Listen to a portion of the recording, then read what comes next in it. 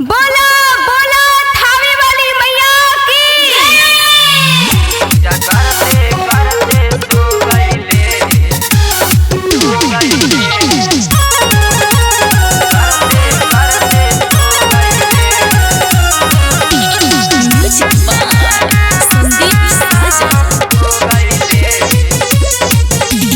रातो हो दिन जागल रही हो हमार सखी माई के सेवा में रहता रे काठी हम कहीं।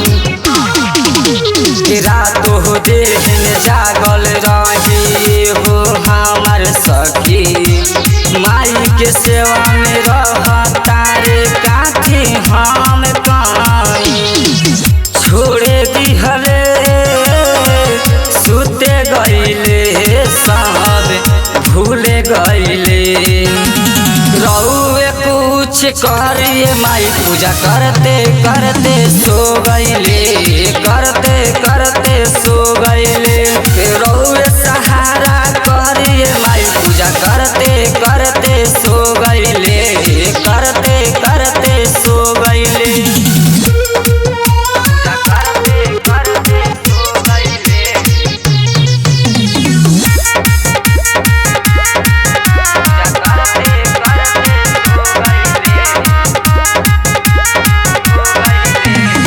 नींद में रही जागल सखी दीवा मोर बुतवले अपने मन से कहरा तारी हमके नाही बतवले।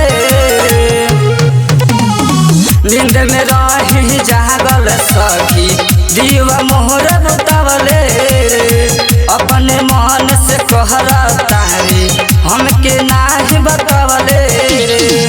छोड़े दिहले सुते गईले सब भूल गईले रहुए कुछ करिए माई पूजा करते करते सो गईले करते करते सो गईले रहुए सहारा करिए माई पूजा करते करते सो गईले करते करते सो गईले।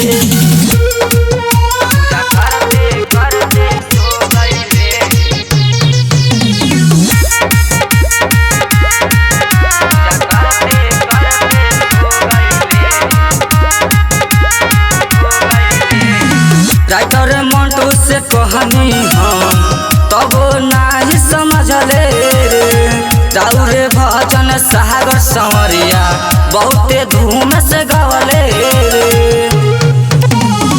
राइटर मंटू से कहनी हम तब नाही समझले राउरे भजन सागर संवरिया बहुते धूम से गवले।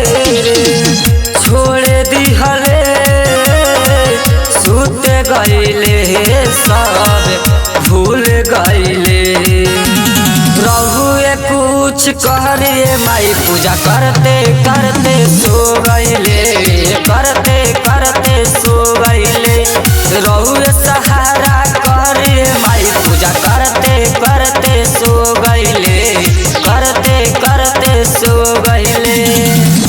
रिया रिकॉर्डिंग स्टूडियो नरकटियागंज।